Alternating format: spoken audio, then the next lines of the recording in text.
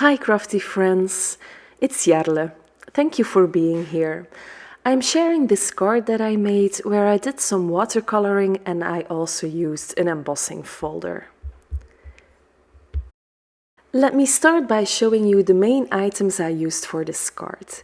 There's the largest of the lawn fawn outside in stitched hearts, then I have the Upon a Star stamp set and the Puff Dotty embossing folder from Spellbinders.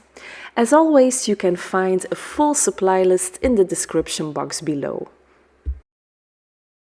I started by watercoloring my background. I taped a rectangle piece of watercolor paper to my Make Art station. When I'm doing watercoloring, I always tape down the paper to prevent warping. I used the Tim Holtz watercolor paper. This paper has lots of texture, so it's ideal for what I'll be doing today. I'll be using distress inks for my watercoloring today. I have the colors Picked Raspberry, Wilted Violet and Broken China.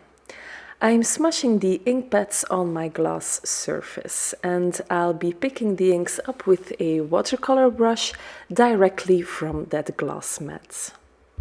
I'm taking a larger brush and I'm spreading clean, clear water on the watercolor paper.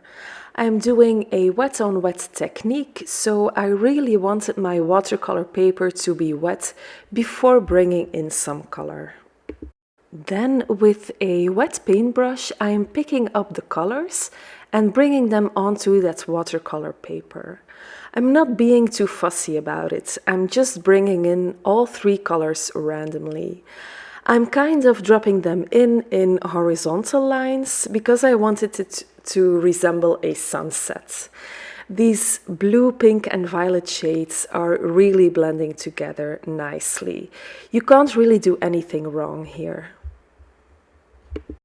It's been such a long time that I took out my paintbrushes and did some watercoloring. I don't know why, but I just kind of forgot. So I mostly use inks for backgrounds and Copics for my coloring. And this year I really want to start painting a bit more. So this card was actually a good motivator to get back into the groove of things. Now, if you want to build up color when you're painting, it's important to dry the paint in between different layers. So you'll see that I'm bringing my heat gun to the watercolor panel sometimes.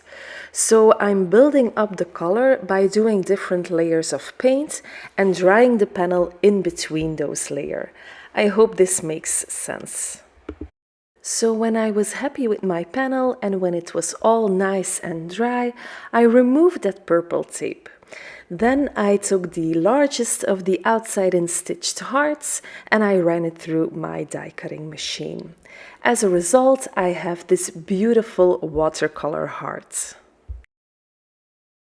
For my image, I'm stamping the cute bunny from the Upon a Star stamp set with VersaFine Onyx Black ink on the same watercolor paper. I am using the other side of that paper, which is not as textured. I like that better for watercoloring little images. I'm starting with the scattered straw. Again, I'm smushing the ink pad on the glass surface and then I'm picking up that color with a damp paintbrush. I'm bringing in the color on the area where I want the shadows to be. And then I blend out the color with clean water. This way you get a nice shading. And this is only the base color, so the shading doesn't have to be perfect here. And with my heat gun, I also let the ink dry a little bit. Then I'm going in with Vintage Photo. This combination of scattered straw and vintage photo is one of my favorites to watercolor little bunnies. Again, I'm bringing the paint on the areas where the shadows would be.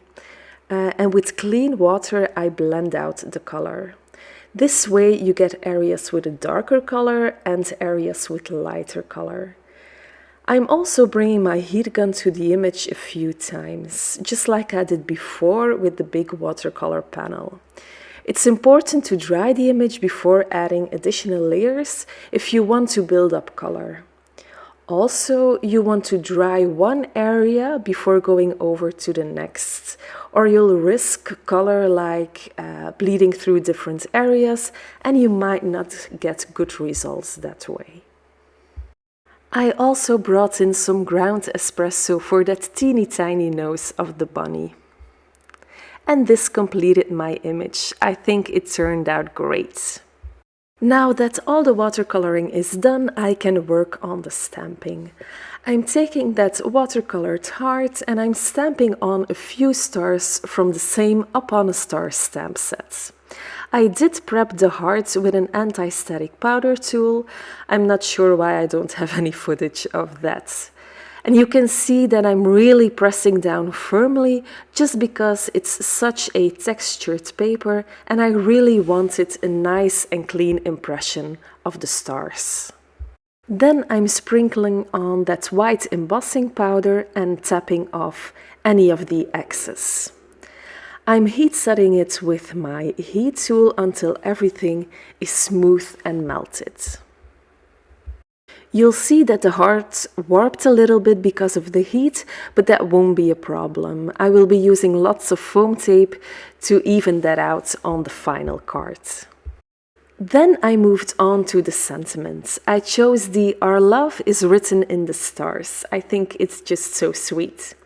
Again, because I'm heat embossing, I'm prepping my black cardstock with an anti-static powder tool.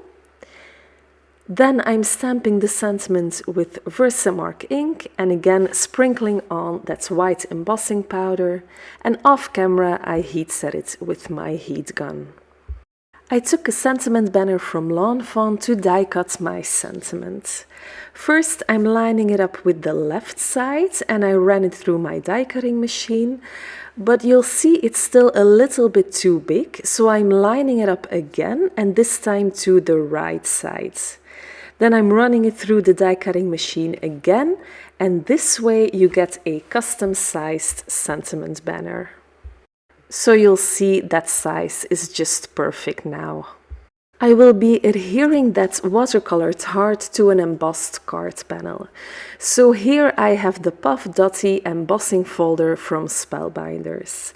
I think this is a great basic embossing folder, and it's been ages since I did this dry embossing technique. So I'm taking a piece of Ballet Slippers cardstock from Lawn Fawn and I'm placing it inside that embossing folder. The platform on my Spellbinders die cutting machine tells me exactly which sandwich I need for embossing. So I have my platform, then my embossing folder with the paper inside and an adapter plate on top. It goes through the machine and a lovely embossed panel comes out. I really love the effect and I don't know why I haven't been doing this more often.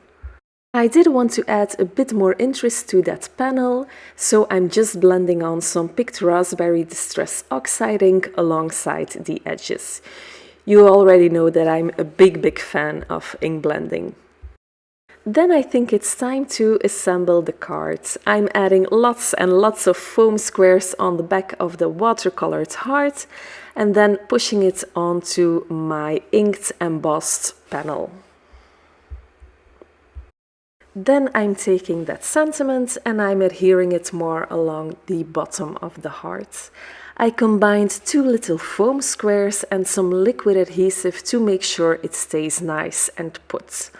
Also making sure that it's all adhered straight. Then I also added my little cute bunny and I also used foam squares to put that little image on the watercolored heart. So this card has lots of dimension.